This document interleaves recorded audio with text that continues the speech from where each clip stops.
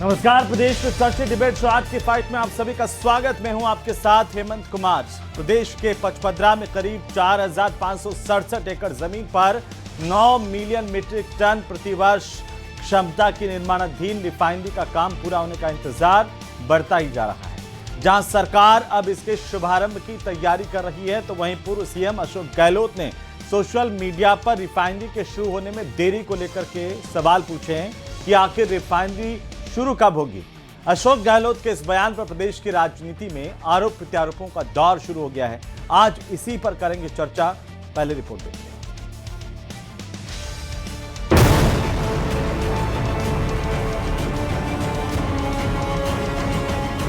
पश्चिमी राजस्थान की रेत अब तेल रूपी सोना उगलने को तैयार है। करीब 12 साल के लंबे इंतजार के बाद बालोतरा जिले के पचपदरा में एचपीसीएल रिफाइनरी के शुरू होने की उम्मीद जगी है, लेकिन इस पर सियासी बयानबाजी भी तेज हो रही है। पूर्व सीएम अशोक गहलोत ने एक्स पर पोस्ट करते हुए लिखा कि पचपदरा रिफाइनरी के साथ पेट्रो जोन में निवेशकों को भूखंड आवंटित करने की शुरुआत करना अच्छी बात है, परंतु रिफाइनरी में उत्पादन कब शुरू होगा, यह अभी भी एक सवाल बना हुआ है। इस प्रोजेक्ट की नींव रख करके इसको बनाने का कार्य पूर्ववर्ती कांग्रेस सरकार ने किया था, लेकिन कब शुरू होगा, प्रोडक्शन का प्रारंभ होगा, यह बताने में सरकार असफल है। बीजेपी ने अशोक गहलोत के सवाल खारिज कर दिए। बीजेपी सरकार बाड़मेर रिफाइनरी परियोजना को एक महत्वपूर्ण उपलब्धि मानती है और इसका श्रेय स्वयं को देती है। आप जनता के हितों को अनदेखी करके एमओयू करके गए थे, उसके अंदर हमने संशोधन करते हुए हजारों करोड़ रुपए कम करके उसको एमओयू करके उस रिफाइनरी को शुरू करने का काम किया। इस परियोजना को समय समय पर राजनीतिक विवाद, कोविड महामारी और प्रशासनिक देरी का सामना करना पड़ा। हालांकि अब ये प्रोजेक्ट लगभग तैयार हो चुका है। अब सबको इंतजार है कब इस परियोजना का उद्घाटन होगा। आज 8 की फाइट में प्रदेश की सबसे बड़ी चर्चा इसी मुद्दे पर। तो आखिरकार रिफाइनरी की शुरुआत होने जा रही है, लेकिन उससे पहले राजनीतिक गलियारों में आरोप प्रत्यारोप का दौर शुरू हो गया है। आज इसी पर बात करेंगे, चर्चा करेंगे, सवाल भी पूछेंगे कि आखिर रिफाइनरी शुरू कब होगी। पहला सवाल, रिफाइनरी पर रार खत्म होगा इंतजार, आखिर इंतजार कब खत्म होगा। सवाल नंबर 2, रिफाइनरी में देरी आखिर क्या है कारण, इसके कारणों को भी तलाश करने की कोशिश करेंगे। और सवाल नंबर 3, जो महत्वपूर्ण सवाल कि आखिरकार जिस तरीके से आरोप प्रत्यारोप लगातार लग रहे हैं, इस बीच पूर्व मुख्यमंत्री अशोक गहलोत का बयान, इसे कैसे देखा जाए। रिफाइनरी के बहाने क्या सिर्फ सियासी निशाने साधे जा रहे हैं, इस पर भी बात करेंगे। तो ये सवाल नंबर 3, और आज इस पर भी बात करेंगे। हमारे साथ खास मेहमान जुड़ रहे हैं। सबसे पहले मैं परिचय करवा दूं हमारे मेहमानों का, क्योंकि रिफाइनरी शुरू होने को लेकर के अब इंतजार खत्म हो सकता है। करीब 12 साल का लंबा इंतजार, और अब जो है जब शुरुआत का वक्त है, इसे शुभारंभ करने का वक्त है, तब इस पर आरोप प्रत्यारोप भी शुरू हो गए हैं। हमारे साथ खास मेहमान जुड़ चुके हैं। अटल खंडेलवाल भारतीय जनता पार्टी के प्रवक्ता हमारे साथ जुड़ चुके हैं। डॉक्टर सीबी यादव हमारे साथ हैं, कांग्रेस पार्टी के प्रवक्ता। एसपी मित्तल हमारे साथ हैं, वरिष्ठ पत्रकार के तौर पर। कुछ और मेहमान भी जुड़ेंगे। बहरहाल आप तीनों का बहुत स्वागत, अभिनंदन। खंडेलवाल साहब, शुरुआत आप ही से कि कांग्रेस अब हमला भी कर रही है। पूर्व मुख्यमंत्री अशोक गहलोत ने कहा कि रिफाइनरी शुरू कब होगी। लागत लगातार बढ़ती गई जब से उन्होंने नींव रखी, और उसके बाद अब लागत भी बढ़ती जा रही है, और यह भी पता नहीं कि शुरू कब होगी। देखिए हेमंत जी, पहले तो ये मैं आपको स्पष्ट कर दूं कि कांग्रेस के जो भी बड़े लीडर है वो घड़ियाली आंसू बहाने की कोशिश करते हैं। करीब करीब इस परियोजना में इनको 2 टेन्योर मिले। ये चाहते तो उसको उसी वक्त कंप्लीट कर सकते थे। 2008 के अंदर जो परियोजना शुरू हुई, उसका एमओयू के अंदर इतनी वित्तीय अनियमितता थी कि वो सेटल ही नहीं हो पाई। 2016 के अंदर 18 के अंदर माननीय प्रधानमंत्री जी ने उसको उद्घाटन किया, और अगले बार फिर इनको 18 से 23 के बीच में मौका मिला। ये चाहते तो उसको कंप्लीट कर देते, लेकिन उसमें भी नहीं किया। अभी आज की स्थिति में आपको बहुत स्पष्ट करूं कि करीब करीब ये मानिए कि 55,000 करोड़ तक के पैसे राजस्थान सरकार ने, ये जो 2023 के बाद अब तक लग चुके हैं। और इसके अंदर रिफाइनरी के अंदर HPCL और राजस्थान रिफाइनरी लिमिटेड दोनों की भागीदारी है। HPCL 74% और बचा हुआ 26% पार्ट राजस्थान रिफाइनरी लिमिटेड का लगना है जी। और ये जल्द ही आप मानिए शुरू दिसंबर में होने वाली थी। हमने कहा था कि ये 2025 दिसंबर में हो जाएगी घोषणा में। इसका काम तेजी से चल रहा है, तो लगभग ये मान लीजिए कि प्रोडक्शन मार्च के अंदर आ जाएगा 2026 में। इतना छोटा सा डिले ये संभव होता है जब आप पुराने काम को दोबारा से शुरू करते हैं। तो आप कह रहे हैं कि दिसंबर में इसे शुरू कर दिया जाएगा, उद्घाटन हो जाएगा? नहीं, दिसंबर प्रोडक्शन जो आना था ना इसका, वो प्रोडक्शन देखिए, वैसे तो इसका प्रोडक्शन के लिए ये था कि भाई गहलोत साहब खुद ही शुरू करवा के जाते, लेकिन उनको तो फुर्सत थी नहीं। तो उनके समय में तो बहुत सारे मतलब एक तरीके से लीपापोती होती रही, काम हुआ नहीं। भाजपा सरकार आने के बाद में हमने इसमें तेजी लाई और हमने बजट में बोला था कि 2025 दिसंबर में प्रोडक्शन आ जाएगा। लगभग काम पूरा हो गया है, इसमें 2-3 महीने की देरी है। 1-2 महीने का ऊपर नीचे तो हो जाता है। आप कह रहे हैं कि हमने जो वादा किया था उसके आसपास हम इसका प्रोडक्शन शुरू कर देंगे। हाँ, इतना ही है। 1-2 महीने ऊपर नीचे हो जाए तो अलग बात है, अश्योर कर देता हूं जी। लेकिन जो आपने वादा किया था उस बड़ा है ना जी काम, जी काम काफी बड़ा है। देखिए ऐसे मानिए 55-56 हजार करोड़ रुपए लगाना मतलब अब तक लग चुके इस रिफाइनरी पर, तो ये एक बड़ा प्रोजेक्ट है। उस प्रोजेक्ट में इतना डिले संभव होता है। बाकी हम तेजी से लग रहे हैं। देखिए 35,000 लोगों को रोजगार मिलेगा इससे, ये हमारी वरीयता भी है।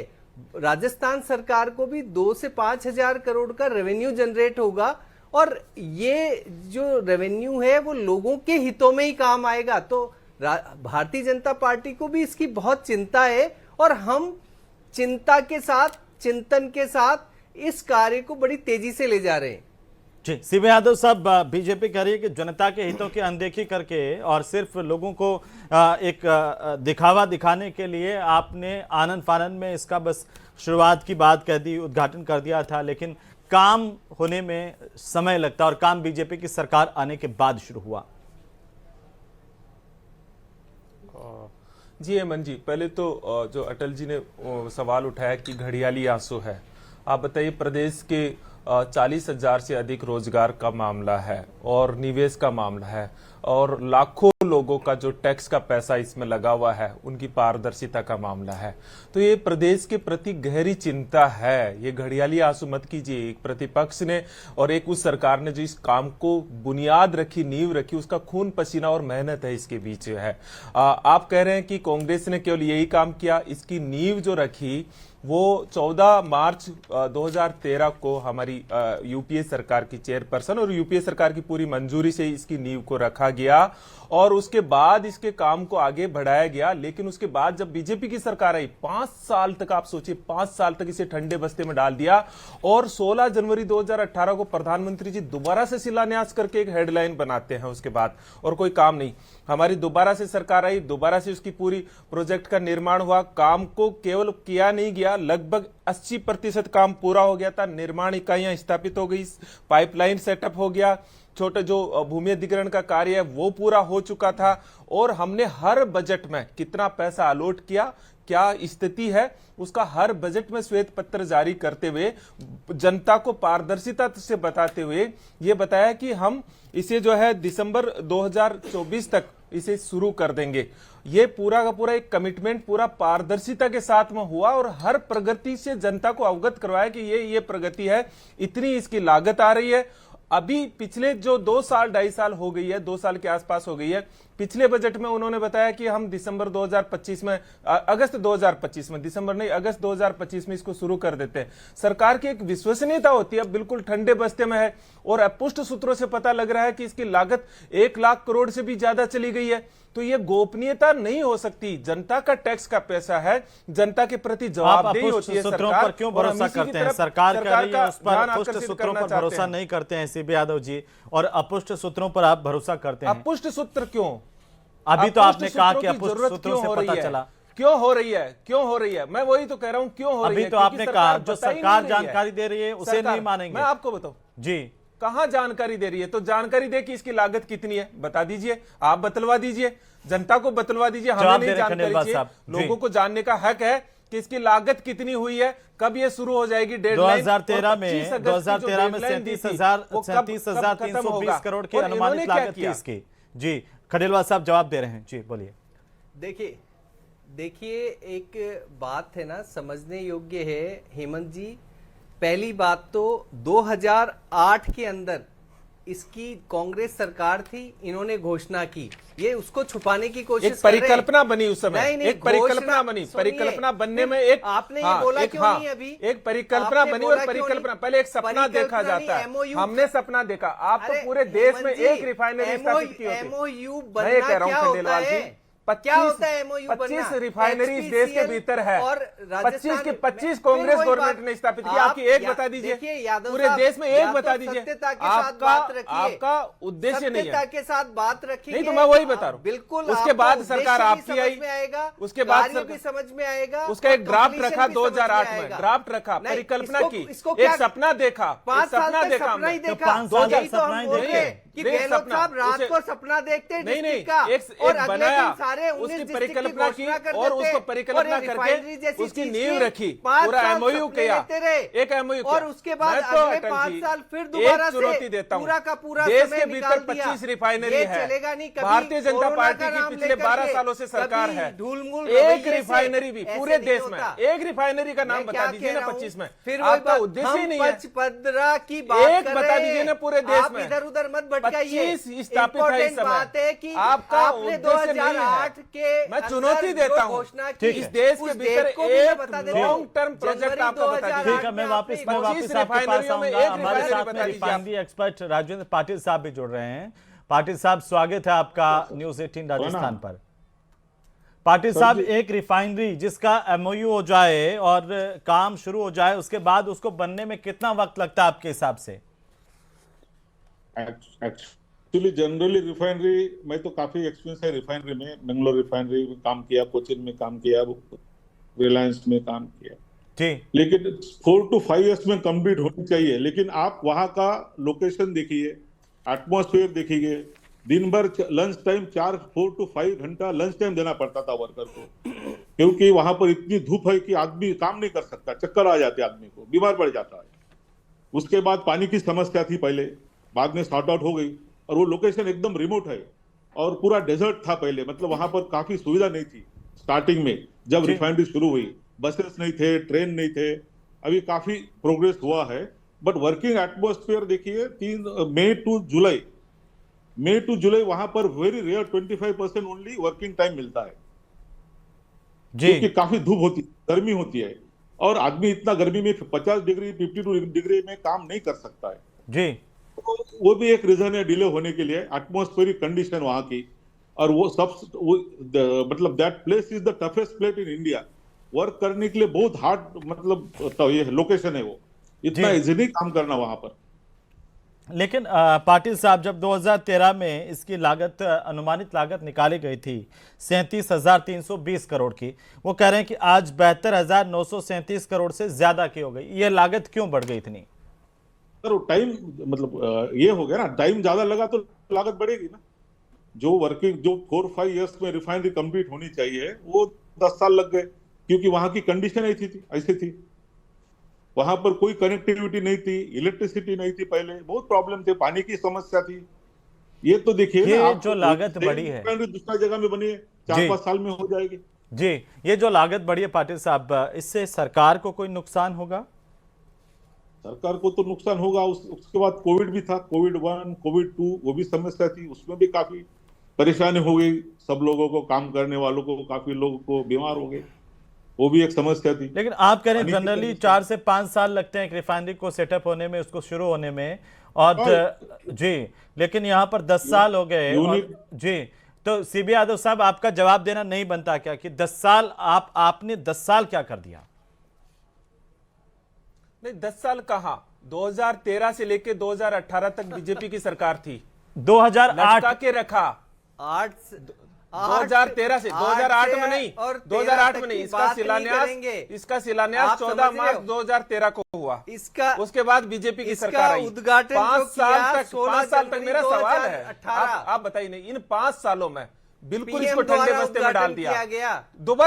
दोबारा उद्घाटन, 16 जनवरी 2018 दोबारा को। उद्घाटन किस लिए? PM किस लिए? द्वारा। किस लिए? इसलिए अरे पहले हो कि चुका है इसका केवल तो। आप किस लिए किसी मैं ये भी पूछ रहा हूं, चीज मैं ये को- जवाब पूछ मैं रहा हूं ना। आपसे बोल तो रहा मैं हूँ, वही तो पूछ रहा हूं। कि किस लिए? इसलिए जब इसका कि हो आप चुका लोगों था, का इसके अंदर नहीं, प्राथमिकता नहीं थी। नहीं, आपकी 5 प्राथमिकता साल तक मोबाइल क्या किया? बांटने में 5 थी। साल तक वसुंधरा आपकी सरकार ने क्या किया? प्राथमिकता बताइए ना। केवल और 5 साल केवल तक प्राथमिकता लोगों को कहाँ लुभाने थी? की थी। अटल जी बता काम दीजिए करने ना। की होती 5 तो साल आप तक कर क्या? देते ना। मेरा एक कर सिंपल देते जवाब ना। सवाल है, सिंपल। 5 साल तक वसुंधरा जी की सरकार देखिए, थी, हाँ, एक 0% भी काम क्यों नहीं बढ़ा आगे? देखिए, जवाब इसलिए देंगे? नहीं, इसलिए क्यों मैं नहीं बता बढ़ा? देता हाँ। हूं कि अगर कोई आप रॉन्गफुली अगर बहानेबाजी MOU कर थोड़ी देते होती है हैं 5 साल तक। ये किसी कोई भी HPCL ये के बहानेबाजी साथ, थोड़ी है। अगर आप हेडलाइन। गलत तरीके का ये 5 साल तक आप रॉन्गफुल को ठीक MOU करते ही रहे, गलत था, रॉन्गफुल को ठीक गलत करते रहे। तरीके से MOU हमने बनाया तो आप पे दोष और नहीं बढ़ा। उस MOU को हमने तो नहीं बढ़ा, आपका हमने MOU को आगे redefine बढ़ाया। किया। तब जाकर ये 74 और 26% का आपका रेशो एक तय इस हुआ। देश के भीतर मैं आपको ये कह रहा हूं, झूठ मत बोलिए। एक भी काम बता दीजिए जो देश की बुनियाद और आप विकास की किसी बुनियाद भी रखते चीज हो। को ERCP अटल जी को एक एक काम नए बता मुद्दे के दीजिए, कारण आप आपका अटका है ही देते नहीं, हैं। आपकी आप प्राथमिकता नहीं है, उसको काम नहीं आपका कर- काम केवल प्राथमिकता- समाज लेकिन के सीबी यादव भीतर साहब, नफरत आपकी फैलाना, प्राथमिकता और होते इसके हुए अलावा भी कुछ नहीं है। आप अगर सिर्फ हमारी सोचते रहे, प्राथमिकता नहीं 2008 होती, में तो परिकल्पना हम की, इतने उसके बाद प्रोजेक्ट सोचते कैसे रहे, सक्सेसफुल करते? और इस सोच ना। सोच में इसकी लागत बढ़ती नहीं, चली 5 साल तक गई। उसका सोचते जवाब रहे। नहीं आपके पास। इसका काम शुरू हुआ, हमारी कांग्रेस पार्टी की सरकार 2018 में आती है, मई 2018 में, उसके बाद काम शुरू होता है। हमने 80% काम पूरा कर दिया। 9000 जो बीघा जमीन का अधिग्रहण किया, फाइलों से निकाल के लेके आए। हमने ये दोष नहीं दिया कि इनका MOU गलत है, इनका और चीज गलत है। हमारी इच्छा शक्ति है। प्रदेश के विकास के लिए राजनीति नहीं की जाती है, प्रदेश के विकास के लिए एक इच्छा शक्ति होती है, विल पावर होती है। कितनी जमीन आपने एक्वायर की? छोटा सा काम बाकी रहा था। कितनी जमीन आपने एक्वायर की? 9000 बीघा। कितना? 9000 प्लस बीघा, एकड़ में ये जमीन हमने एक्वायर की। नहीं, बीघा में बता रहा हूं मैं जी। हाँ ना, मेरे पास जो डेटा है वो जो है उसको एक्वायर की, फाइलों से निकाल के लेके आए, इसको मूर्त रूप तक पहुंचा दिया। एक डेडलाइन बताई। अच्छा, ये मूर्त रूप तक पहुंचा दिया, पारदर्शिता से पहुंचा दिया होता तो वहां पर काम चल रहा होता ना सर। मित्तल साहब, 80% तक काम पूरा हो गया। केवल मित्तल साहब, ये क्या सिर्फ सियासत है या वाकई दिसंबर कैसे देखा 2024 जाए की सर? डेडलाइन देगी? ठीक है सर। देखिए हेमंत, राजस्थान में पिछले 25 वर्षों से 5 साल भाजपा की और 5 साल कांग्रेस की सरकार है। हमने देखा ये रिफाइनरी अकेला मुद्दा नहीं है, और मुद्दों पर भी हमने देखा जो विकास है, डेवलपमेंट से जुड़े हुए मुद्दे भारतीय जनता पार्टी कांग्रेस पर और कांग्रेस भाजपा पर क्या नाम से आरोप लगाता था, उनके कार्यकाल में नहीं हुआ, वो कहते इनके कार्यकाल में नहीं हुआ। लेकिन मेरा ये कहना है कि ये जो रिफाइनरी है ये राजस्थान की काया पलट कर देगी। इस पर क्या नाम से कोई राजनीति नहीं होना चाहिए।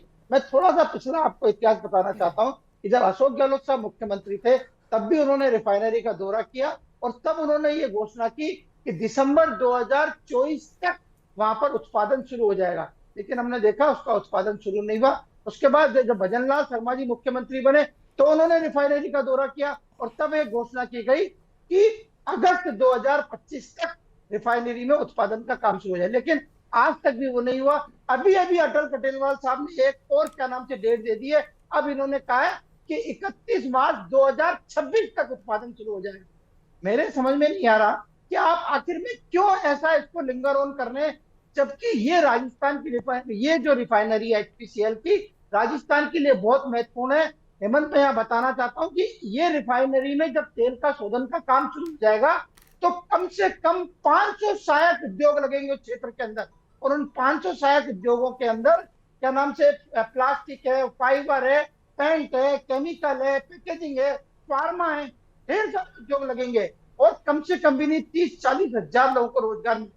मेरा ये मानना है कि इस पर क्या नाम से राजनीति नहीं होनी चाहिए, जल्दी से जल्दी क्या नाम से वहां पर रिफाइनरी का काम होना चाहिए। अभी जो इतना तेल, कच्चा तेल निकल रहा है वो गुजरात जा रहा है, वहां पर उसका तेल शोधन का काम हो रहा है। अच्छा हो कि राजस्थान में शुरू हो। अभी एक डेटा मैं और यह रखना चाहता हूँ हेमंत, राजस्थान में जो कर्ज की स्थिति है वो क्या नाम से 2025-26 के बजट में 6.40 लाख करोड़ का कर्जा था, और अब जो बजट आने वाला है उसके अंदर ये बजट बढ़कर हो जाएगा 7.25 लाख करोड़ का हो जाएगा।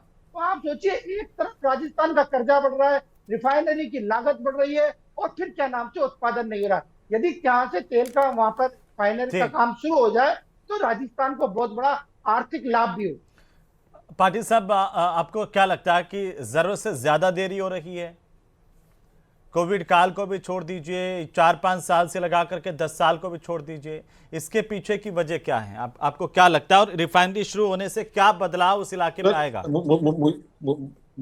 मुझे लगता है रिमोट लोकेशन होने से ये देरी हुई है जी। लोकेशन रिमोट है, देन कोविड 1-2 आ गया है, देन वर्किंग एटमॉस्फेयर, वहां का जो वातावरण है वो एकदम सूट नहीं करता है 12 घंटा 10 घंटा काम करने के लिए।